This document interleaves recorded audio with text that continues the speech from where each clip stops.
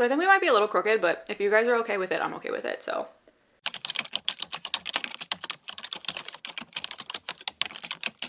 Hello everyone, and welcome back to my channel. Today is my February reading wrap up.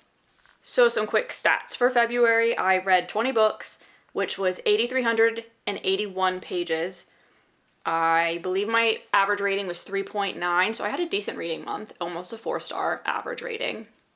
And 3 of those books were Kindle Unlimited books, and 17 of them were physical books that I owned. I also read 3 audiobooks that are not counted in the 20 books. Canadian Boyfriend, The American Roommate Experiment, The Graham Effect, Spoiler Alert, and Begin Again. They were all cute. I commute for work, so I get to listen to a lot. I have a lot of time to listen in the car, so the only audiobooks I've managed to be able to listen to are like nonfiction and romance, so I don't pay attention well enough to do fantasy. So the first book I started the month with was The Host by Stephenie Meyer. This book has been on my TBR the longest, and I tried reading it years ago and I just couldn't get into it. It's like a sci-fi dystopian kind of story where these aliens come to Earth after they've been invading planets for thousands and thousands of years, and this takes place on Earth. And when they do is when they come to these worlds, they take over a body or whatever is the dominant species on that planet. They talk about a few different ones, I think. I can't remember what they were. I want to say like dolphins were one on one planet, and then there were these like flowers. It's talked about, but it's not really important to the story. But our main character's name is Melanie, and she is inhabited by this host that goes by Wanda, and she is the only alien host that has lived on every planet, including the origin planet. So she takes over Melanie's body, but Melanie is actually able to like fight her back more so than a normal host would. The whole time you're getting like Melanie and Wanda talking to each other like in her head, which I love books like that. I think I've said that before. Anything that's kind of Venom-like to me, I love that because the bickering I think is great. Fourth Wing has it with like Violet Terran and Adarna, and I just love that. So you do get that. You get a lot of growth for the characters, understanding each other, basically enemies learning to cohabitate because Melanie is able to hold on to her body and hold on to her memories and everything so much stronger than normal. Wanda is subjected to that, and she ends up developing the same feelings that Melanie has for certain people, and that drives them to finding and trying to cohabitate with other humans. There's a lot of found family aspects in this book. There was a little bit of a romance, but I'm not exactly sure what I would, other than it being like sci-fi dystopian, I'm not really sure what I would classify the theme of the book as, but I enjoyed it more than I thought I would. Like I said, I tried to read it years and years ago and I just couldn't get into it, but this time I did. This was 3.5 stars and I gave it a 1 spice level. Next, I read Wildfire by Hannah Grace. This is the second book in the Maple Hill series. This follows Aurora and Russ. Russ we meet in the first book, and he is the, I believe, goalie for the hockey team. And the beginning of the book starts off with finding out a little bit about Aurora's past and where she is right now, relationship-wise, friendship-wise, life-wise, and then catching up with Russ. And they end up at the same party at the hockey house and end up hooking up. But Aurora leaves before he has a chance to basically be like, I want to have some type of a relationship with you. Then they don't see each other again until summer break when they're both camp counselors at the same camp. I enjoyed this couple, but it wasn't icebreaker level to me. It was close, but not quite there. The setting was cool, the summer camp setting, like the forbidden romance of it because they were camp counselors and they weren't allowed to be together was kind of interesting, but that built the tension, I think, a lot, which I enjoyed. There was, like an icebreaker, Hannah Grace touched on harder topics in this, so I do enjoy that she does that. And similar to Icebreaker, this was more of like they handled their feelings like adults and they talked things out, and I do enjoy that because, as we all know, that third act conflict can sometimes make or break a book, but Hannah Grace does it very well in my opinion. I ended up giving this 4 stars and a 3 level on spice. The next book I read was This Woven Kingdom by Tahereh Mafi. This book is the first book in a series that has 3 books out currently. I don't know how many books it's going to be, But we follow our main character, Eliza, and I guess Cameron's also a main character. Essentially, in this world, there's two types of people. They call the like human people clay, and they call the magical people jinn.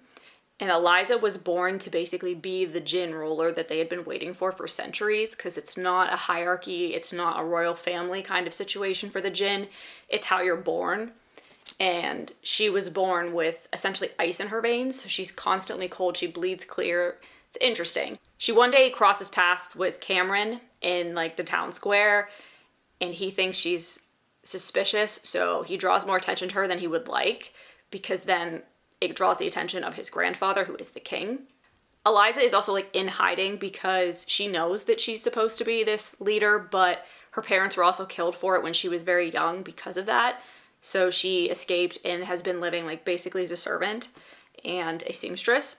So when the king finds out about her, he knows that it's the person from the prophecy that is said to be the end of him. So he tries to go after her, and like chaos ensues. There's a cliffhanger at the end of this book, but I liked this. I did end up giving this book 4 stars because I did enjoy it, and it was a 1 spice level. There's a little bit of spice, but it's nothing extreme. There was just a lot of information dumping in this, and I think I said this in the reading vlog I read this in, I don't feel like a lot really happened, but the beginning of a fantasy series, that's kind of the norm. So this was the first book. To go a little out of order now, I also read the second book in the series, These Infinite Threads. Again, this book just felt like a little bit more info dumping. Like, you get to a different part of the kingdom in this book, so you're getting information about that and a different character that's introduced Cyrus. So he ends up being a main character as well. So this book is more like his background and what's going on with him and his kingdom. That's all I really can say about it without giving away what happens in the first one. I gave this 3.75 stars because I wanted more action after having 2 books that were essentially info dump. So just a little bit. I liked it just a little bit less than the first one, and the spice was like, I think I gave it 0.5 because I think it's mentioned, but nothing actually happened. So, and I also read the third book, which actually came out at the beginning of February, All This Twisted Glory. I did enjoy this book a lot. I gave it a 4 star, just like the first one, 1 spice, and a lot happens in this one. It's not super action-packed, but there's definitely more to the story, and it's developing and it's growing, and we're learning more, but we're also seeing action. So I did enjoy this one. Probably the best out of all of them, but I wouldn't say enough to give it a different rating than the first. Overall, I am enjoying that series. I do plan on continuing it. I just don't know when the next book's coming out and how many books it's actually gonna end up being. Next, I'm gonna talk about The Naturals by Jennifer Lynn Barnes. This is a YA mystery, Criminal Minds-esque series. If you watch BookTube at all, I'm sure you've seen this series because it's pretty popular right now. But we follow Cassie. She's our main character throughout all 4 books, but there are other characters as well. There's Leah, Sloane, Michael, and Dean, and then also some agents that they work with, but those are the Naturals.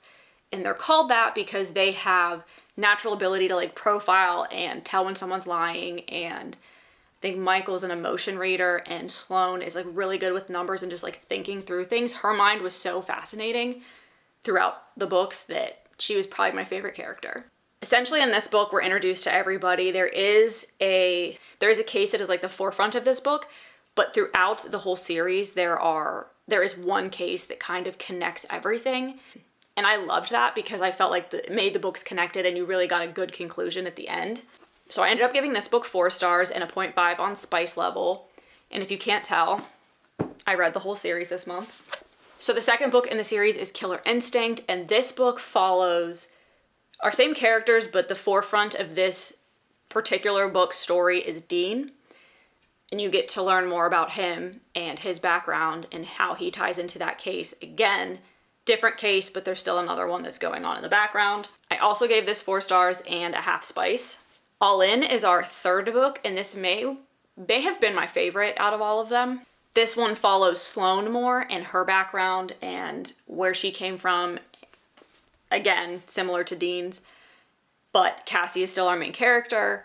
And I really enjoyed this because I felt like you really got to see Sloane and how her mind worked. I think Jennifer Lynn Barnes did a fantastic representation of how people like that are, those geniuses that like, you just don't understand how they're able to like think about all that stuff. I really think that she explained it and she showed it and portrayed it very well in this book. Also 4 stars with 0.5 spice. There is a trend here. And then the final book was Bad Blood. There is also a novella in the back that is called 12, and it is, I want to say like 6 years in the future from the end of this book. This one, the main story does follow more the underlying storyline, like you really get that main story tied up in this one. But we get to see a little bit more of Michael and Leah's background. You really never get a good explanation of Leah's background, which I kind of was disappointed in. But they're more the forefront of this book. Again, 4 stars, half spice.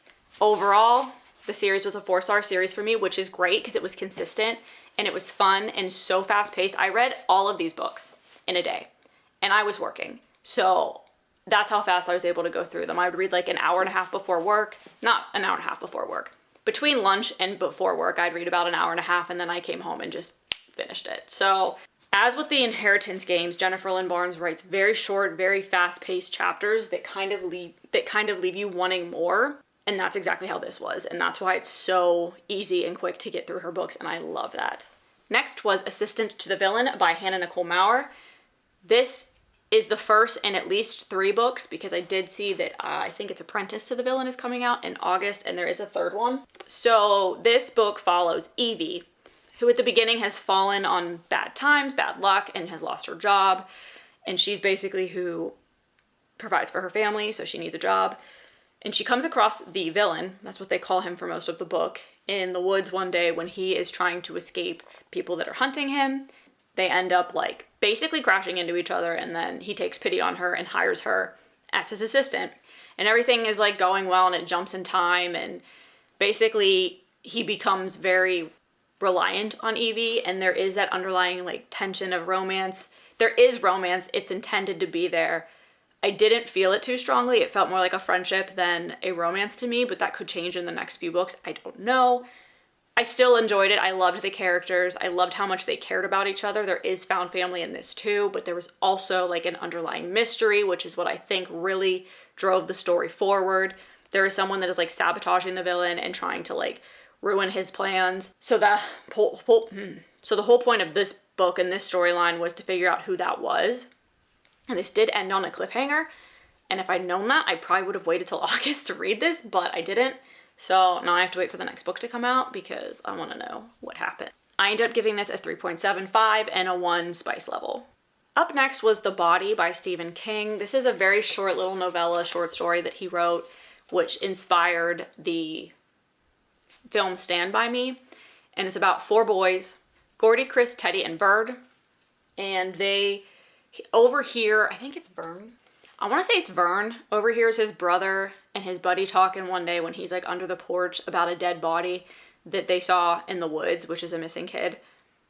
And then the 4 of them decide to sneak out and go try to find the dead body. So the whole story, they're walking like 30 miles to this place. And I don't know, I didn't connect to this story, and I don't know if it's because it was just short or if it was because it was kind of like a coming of age book but centered around boys, and I can't relate. There were a lot of like stupid things they did that I'm just like, boys. But it was interesting, but I just feel like nothing really happened. The ending was kind of weird. I don't know if it's the same as the movie. I've never seen the movie.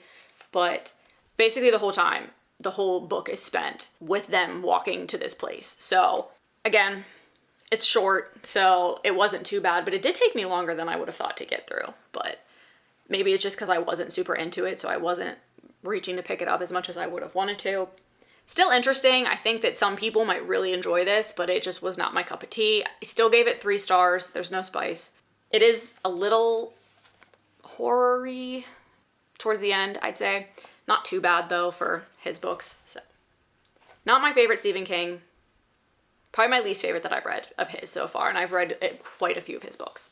And next I read the last book I need to read Ruth Ware's full backlist, even though she's got another book coming out in May, so I'm going to be behind again.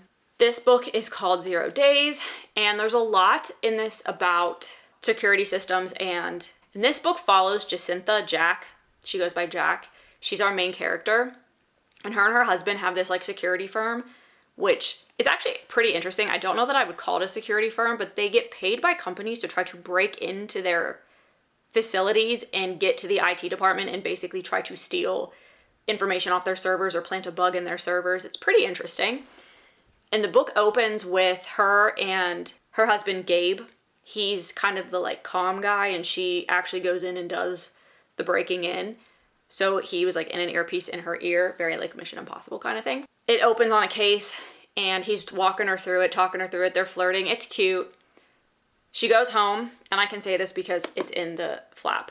She goes home that night after getting kind of delayed, and he has been killed.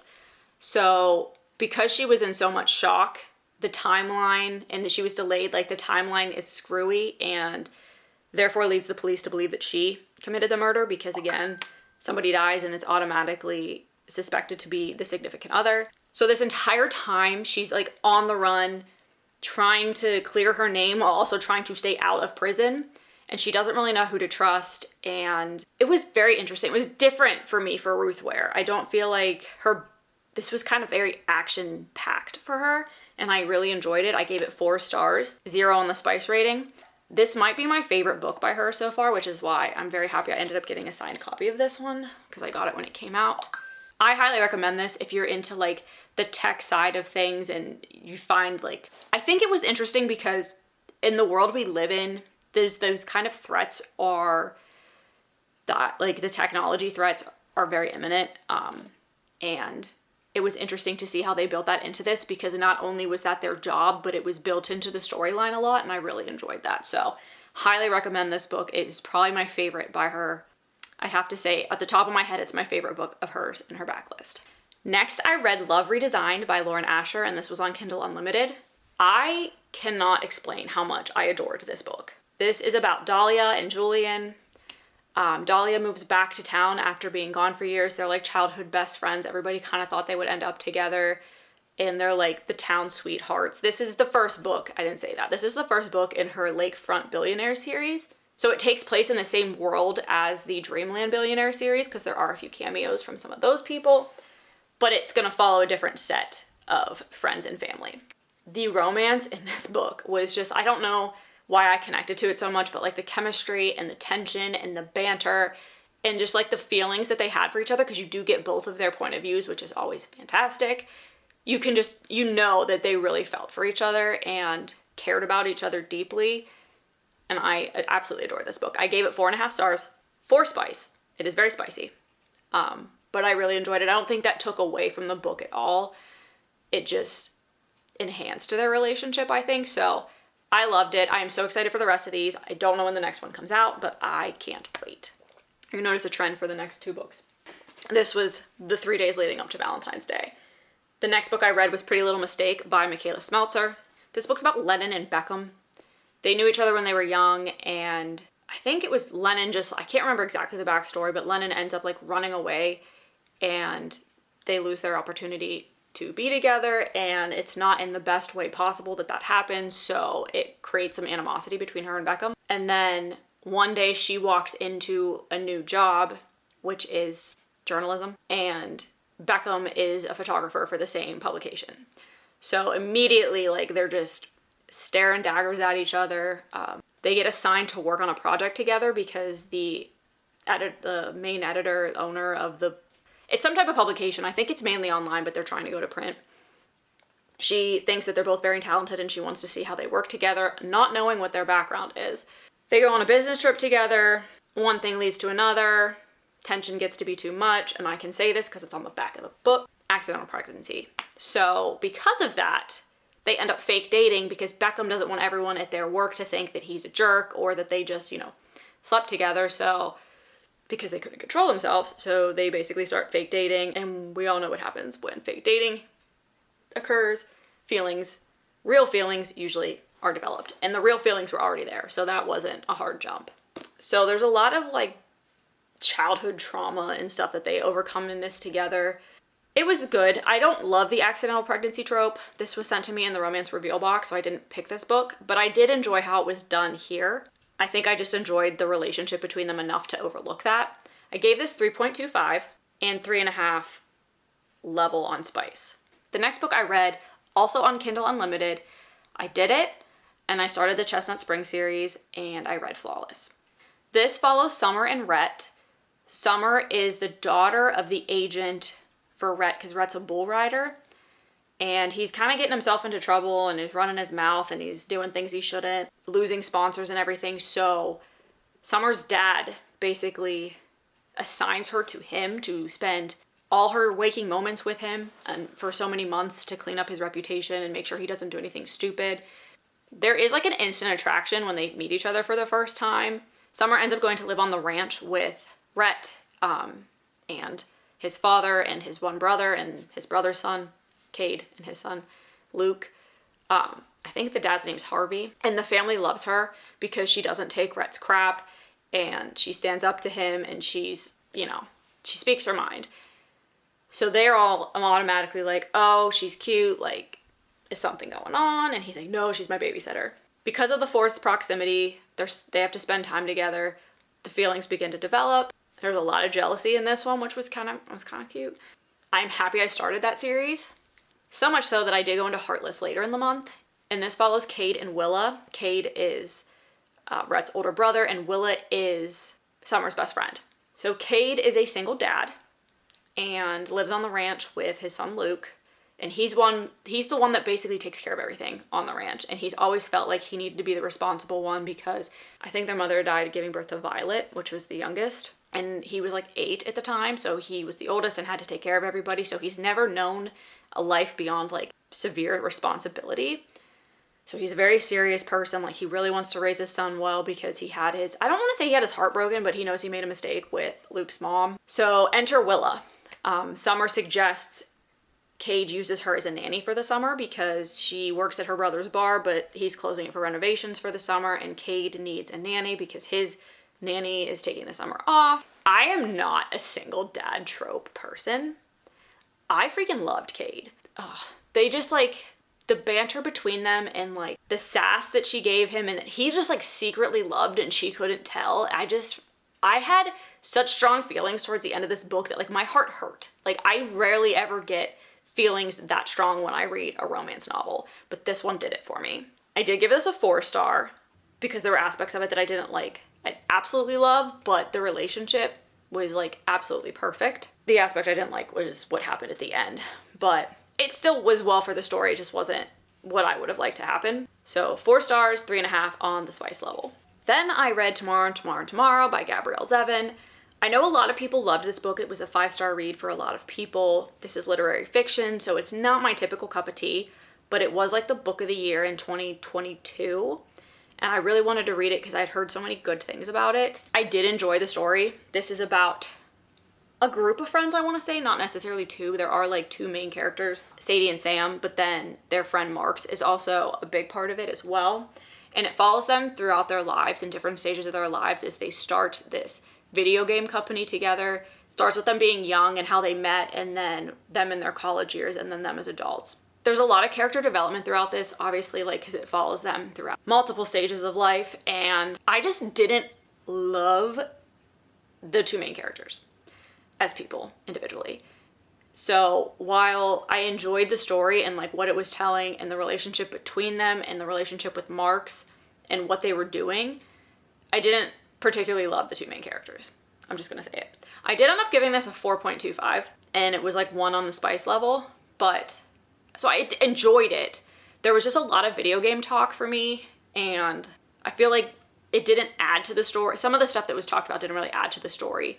I think it showed that I felt like I was reading about real people, and I think that's what I liked because they felt real. They were not, to me, the most likable, but because they made stupid choices and everything, but we're human and that's what we do. And I think that's why I still rated it above a 4-star, was because it felt like they were real people and it was written about real people. It was also kind of a sad ending. I do understand the hype. I understand the hype with this book. It just was not a 5-star read for me, but I still would highly recommend it if you have not yet read this book. And then I read Crescent City, House of Flame and Shadow, and I loved it. I'm just going to say it was a 5-star read for me. I can't talk too much about what happens in this book because it is the 3rd book in the Crescent City series. This is just continuing Bryce and Hunt's story, and there's a lot more of the side characters in this book. Like, we see more of like Rune and Lydia and Ethan and all of the like characters that we've met throughout the first 2 books. There's still a lot of world building in this, which is I know why a lot of people didn't rate this one as high. I love this series. It is contender to beat out Throne of Glass for me, based on how the, I think, probably final book ends. There's 4 houses, and she's done 3 of them. So House of Many Waters is the only one that she has not done yet. And actually, thinking of that, this book actually sets that up pretty well. This could beat out Throne of Glass for me. And not saying something because I love Throne of Glass. I loved ACOTAR. Throne of Glass blew that out of the water. This would be close, but still maybe my favorite. I like our main characters. I like our side characters. I love the complexities of this world and all the different things that, all the different species of people too. Like, you don't see that in the other books. It's just like fairies. So I really did enjoy the characters and whatnot in this book and the story that this one took. Based on how number 2 ended, I was very happy that we picked up right where the story left off and there really was no lag at the beginning. So like I said, 5 stars, and it was 3 on the spice level. Next, I read The Cruel Prince, which is the first book in the Cruel Prince trilogy, and then there's like the Stolen Heir duology or whatever it's going to be that comes after that. I've heard great things about this book and the series in general, but I did not like the Cruel Prince. I didn't like the guy that was the Cruel Prince, Cardan, I think his name was. He was a jerk, and I know, like, it's called The Cruel Prince. I get that he's supposed to be a jerk, but there were some things that I'm like, I don't know if I'm going to be able to overlook that in the next few books, but we'll see how it goes. I have them all. I have all 3 of the first books, and then I also have The Stolen Heir, so I will be reading them, but he's going to have to make up for a lot of stuff because I did not like how he treated Jude in this book. So Jude is our main female character. She has a twin sister named Taryn, and then we see a lot of their older sister Vivi. She is actually part Fae. The beginning, we find out that their older sister Vivian was born in the human world, but her father was a fairy, and her mother kind of was like not trusting of him, so she escaped while she was still pregnant with her, and then he comes to find them and takes all 3 daughters back to the like fairy world with him. And obviously, like, Jude and Taryn are not fairies, so they have a hard time fitting in, and that's pretty much what the whole book is about for the most part, is them trying to find their place and her trying to figure out what she wants to do. She wants to be a knight. Her father doesn't want her to be a knight, or he says she's not ready. And then Taryn just wants to marry someone in a court and be a lady. So this did end a little bit on a cliffhanger. Like I said, I didn't like Cardan, and he's going to have to do a lot of things to make up for what he did in this book. I like Jude, though. I think she's a pretty good, strong female character, so I am excited to see where this goes based on how this one ended. I ended up giving this 3.75 stars and a half spice level. And finally, hoping to get through this fast because my camera is blinking at me, I read my first Riley Sager book, The House Across the Lake. At first, I thought I knew it was going to happen. I was like, I know what this is. Like, this book follows Casey. She's our female main character, and she's living at a lake house. There's only like 5 houses on this part of the lake. She's a famous actress who fell on hard times when her husband died and is kind of there because her mom's like, you're screwing stuff up, you need to go take some time. While she's there, she sees like what she thinks is like somebody drowning in the lake. She goes and saves this person, and it ends up being like a famous model, and her husband, who's like I think he owns like kind of like a Facebook, he's like a tech guy, across the lake, and she can see them because their house is like all glass. So she spies on them because she has nothing better to do. And she's growing like very suspicious of Tom and how he's treating her friend, Catherine. She thinks basically he's abusive. And Catherine's the one that actually has the money, and Tom's company's not doing well. So that's always, something's going on. So she spies on them. She has like bird watching binoculars that she uses to spy on them. And I'm not going to get too much into the other characters. The other house has a guy that's working for the couple that owns the house named Boone, and he's also dealing with some tragedy that he had in his life, so he and Casey kind of bond over that a little bit. And then Eli, who's like an older guy that lives across the lake next to Catherine and Tom, and he is an author that is like retired now. So Casey is like all in her head thinking something's going on in the relationship, and then Catherine goes missing. and she is convinced that Tom has either like kidnapped her and hid her somewhere or killed her. So this whole book is her trying to figure out what's going on, and Link Boone's working with her, and Tom is just being an absolute jerk. And it goes back and forth between like present time, and it takes you back to like when she first met them and brings you to present time in the timeline. And I thought I had it. I thought I knew what was going on, and I did not. So he got me. There was a reason that he got me, but if you haven't read the book, you probably don't know what I'm talking about. If you've read the book, you may know what I'm talking about. But it was still very enjoyable. I read this pretty quick. Thrillers are fast-paced, so I read them pretty quickly.